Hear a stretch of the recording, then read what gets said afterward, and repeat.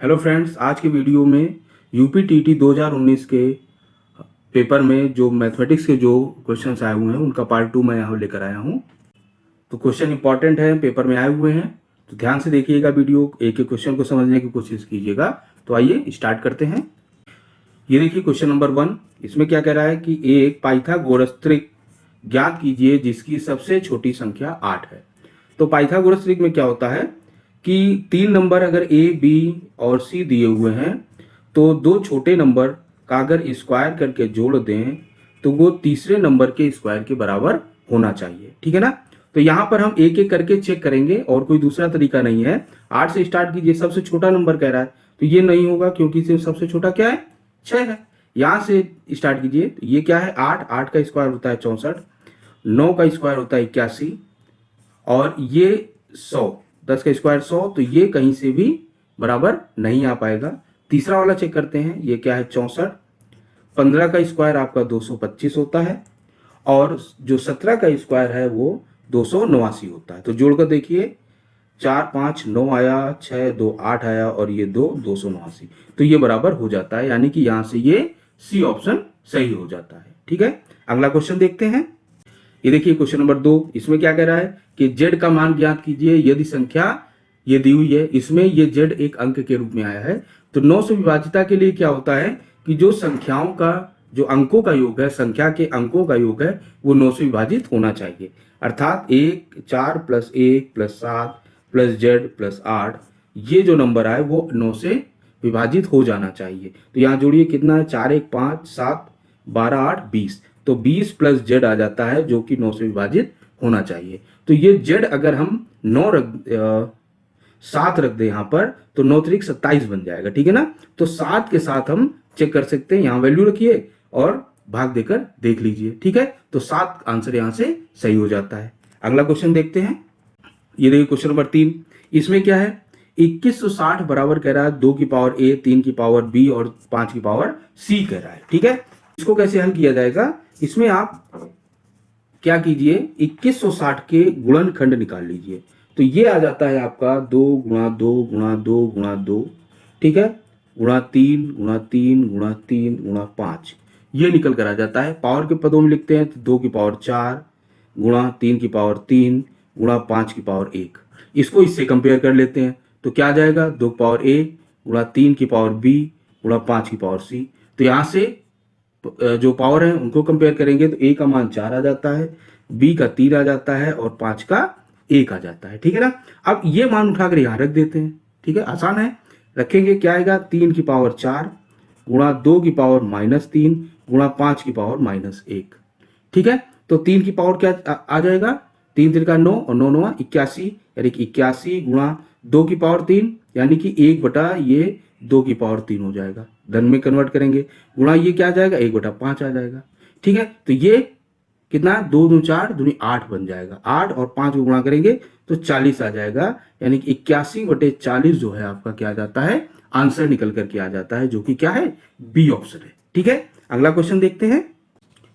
ये देखिए इसमें एक आकृति दी हुई है, इसमें x का मान निकालने को कह रहा है, ठीक है। तो यहां से अगर गौर से देखें तो 2 के साथ एसोसिएटेड क्या है 8 है, इधर 3 के साथ 27 है और 4 के साथ 64 है। तो इसमें एक रिलेशन आ रहा है, इसका अगर क्यूब कर दें तो 8 बन जाता है, इसका क्यूब करें तो 27 बन जाता है, इसका क्यूब करें तो क्या बन जाता है 64 बन जाता है। इसी प्रकार अगर इसका क्यूब करेंगे तो क्या आएगा, 1 का क्यूब तो 1 ही रहेगा, तो x का मान क्या आएगा 1 आ जाएगा यहां से, जो कि क्या है आपका डी ऑप्शन है, ठीक है ना। तो सभी के क्यूब एसोसिएटेड है एक दूसरे, देखो तो इसका भी यहाँ क्यूब होना चाहिए, ठीक है ना। तो क्या आएगा 1 का क्यूब 1 ही रहेगा, क्लियर। अगला क्वेश्चन देखते हैं। ये देखिए क्वेश्चन नंबर 5, इसमें क्या कह रहा है कि किसी बंटन का बहुलक ज्ञात किया जा सकता है आयत चित्र द्वारा। तो बंटन जो डिस्ट्रीब्यूशन है उसका बहुलक को मॉड भी बोलते हैं। बहुलक ये पहले भी मैंने बताया हुआ है। बहुलक का मतलब क्या है कि बहुत सारे अगर नंबर दिए हुए हैं उसमें कितने नंबर रिपीट कर रहे हैं या कितने नंबर किसी ग्रुप को बिलोंग करते हैं। तो जैसे कोई मान लीजिए स्कूल में टेस्ट होता है, किसी सब्जेक्ट में बच्चों के नंबर आते हैं, तो उनके नंबर मान लीजिए 50 नंबर का टेस्ट हुआ है, तो इस तरह से आप एक चार्ट बना सकते हैं कि 0 से 10 में कितने बच्चे आते हैं, मान ली 5 बच्चे आते हैं। 0 से 20 में 7 बच्चे आते हैं, ठीक है ना। 20 से 30 में 6 बच्चे आते हैं।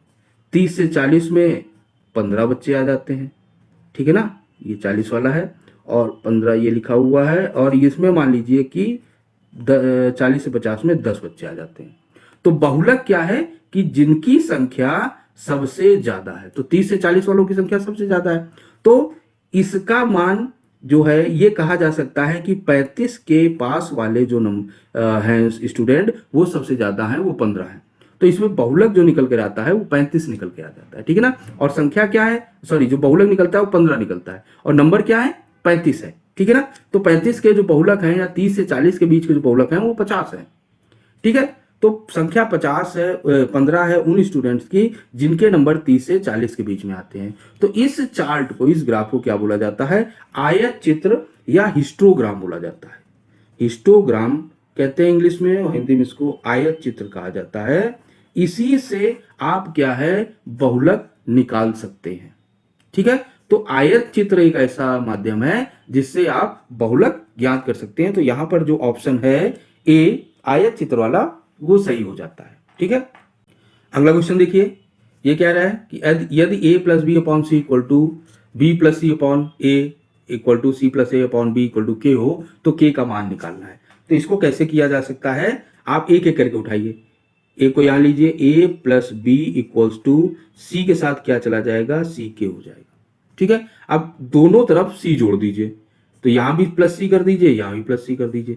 तो लेफ्ट साइड में क्या हो जाता है, A plus B plus C बराबर सी टाइम्स के प्लस 1 हो जाता है, ठीक है। इसी प्रकार इसको करेंगे, जब इसको और के को लेंगे तब हो जाएगा A plus B plus C equals to A times K plus 1।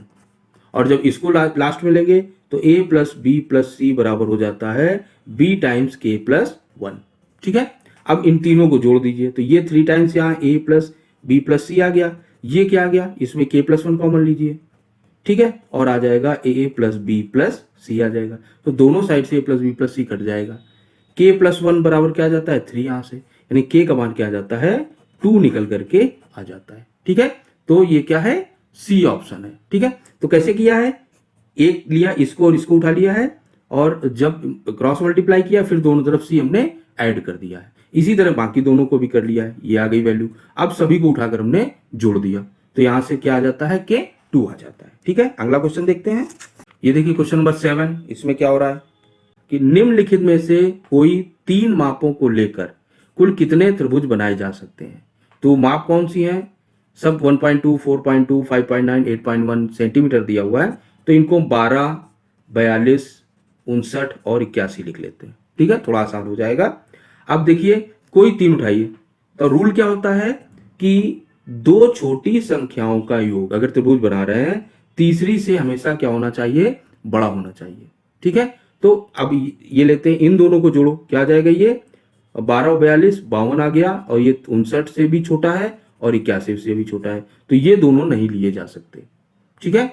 किसी भी हाल में इन दोनों का योग इनसे नहीं लिया जा सकता। अब इन तीनों को उठाते हैं, ये क्या है, 42, 59 और 81। 42 और 59 को जोड़ा तो 9 2 11 आया, और 5 4 9 1 10 आ गया। 10 जो 10 यानी 101 है, अगर दशमलव लगा देते हैं तो 10.1 है, ये बड़ा हो जाएगा 81 से। यानी कि इन तीनों का अगर कॉम्बिनेशन लेते हैं तो एक त्रिभुज बन सकता है, ठीक है।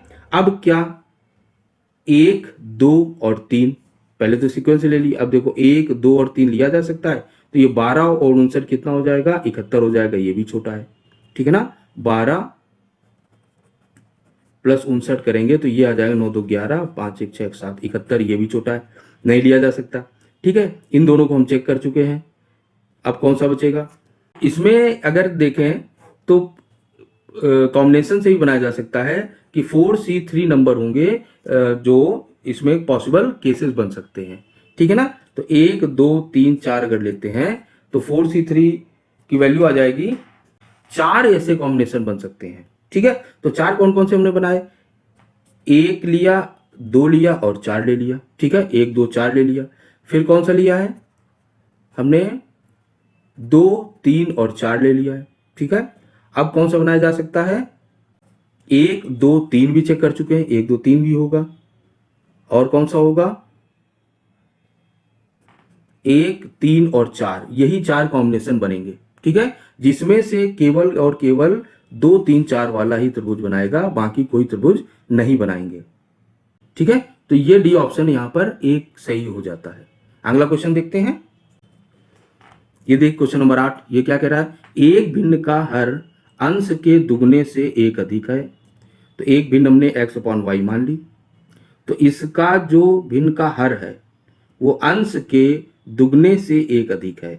जो y है वो x के दुगने से एक अधिक है, यानी कि y में अगर x का दुगना घटाएंगे तो एक बच जाएगा। ठीक है, अब क्या है, अंश में दो जोड़ने, यानी कि अंश में दो जोड़े यानी कि x प्लस 2, और हर में दो घटाने, हर में 3 घटाने यानी कि y माइनस 3।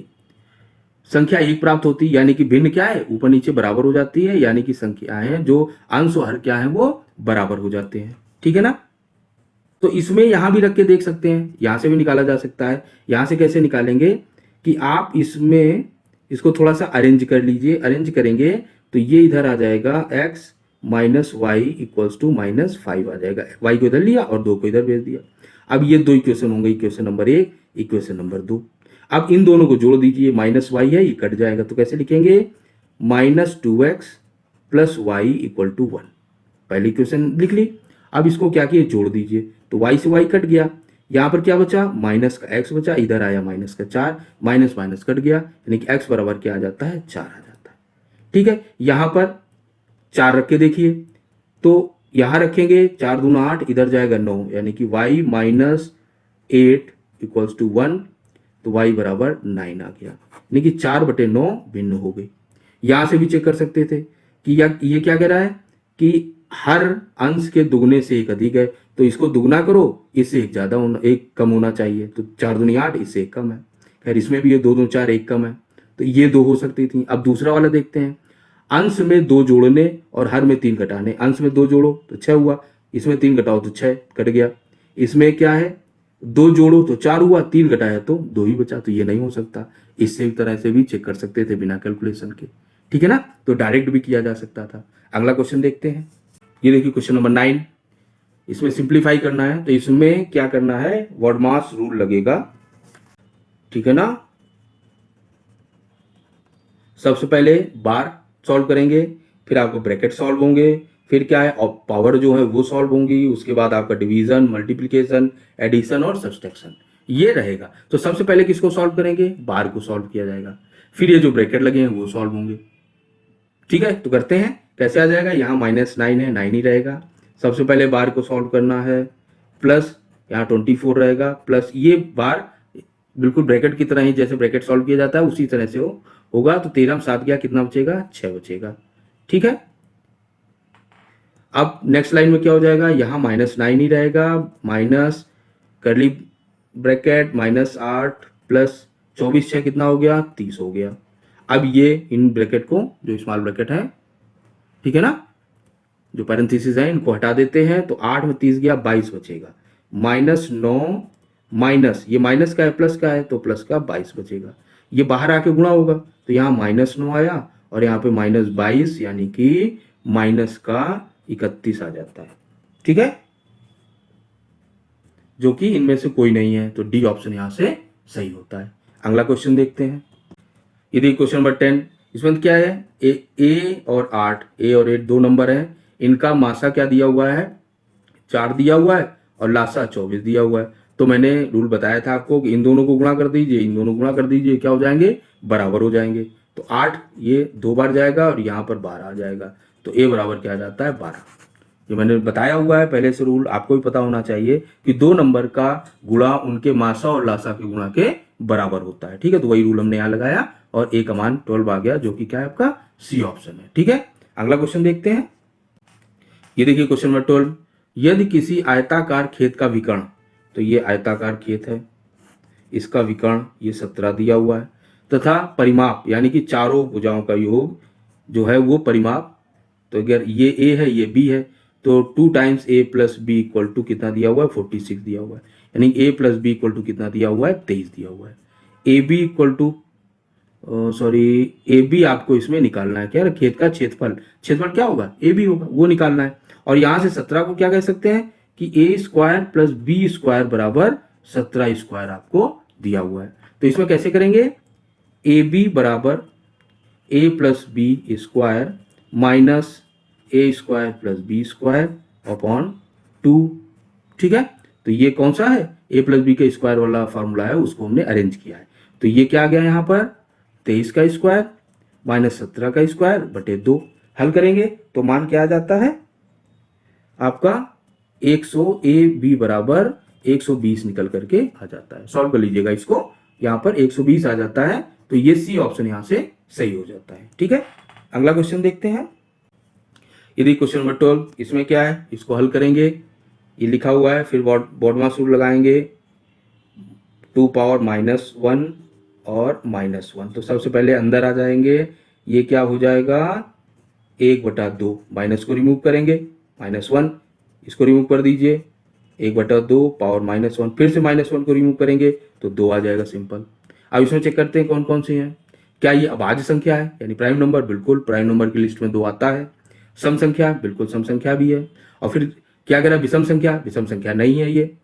2 का गुणक, बिल्कुल 2 का मल्टीप्लीकेशन है ये, 2 गुणा 1 बराबर 2 होता है। ठीक है, तो 2 का गुणक भी है, तो इसमें ए बी और डी ऑप्शन सही होता है, जो कि डी ऑप्शन है। ठीक है, तो कौन कौन सी प्रॉपर्टी शो कर रहा है, ए है, बी है और डी है, तो आपका यहां पर डी ऑप्शन मैच कर रहा है। अगला क्वेश्चन देखते हैं। ये देखिए क्वेश्चन नंबर 13, इसको देखिए कौन सा कथन सही है, कह रहा है तो 2 अभाज्य संख्याओं का योगफल सदैव अभाज्य होता है। तो कैसे, 2 भाज्य संख्या है, भाज्य संख्या है कौन कौन सी, 2, 3, 5, 7, 11। तो 2 भाज्य संख्याओं को जोड़ देते हैं, मान लो 7 और 11 को जोड़ दिया तो कितना है 18। तो ये तो विभाजित हो रहा है, 2 से भी हो रहा है, 3 से भी हो रहा है, 9 से भी हो रहा है। ठीक है ना, तो ये अभाज्य नहीं, यानी कि पहला ऑप्शन क्या होता है आपका गलत हो जाता है। दूसरा क्या है, एक भाज्य संख्या विषम हो सकती है। तो एक भाज्य संख्या विषम हो सकती है, भाज्य संख्या विषम यानी 15 है, विषम संख्या है, ये बिल्कुल विभाजित हो रही, 3 से भी हो रही, 5 से भी हो रही।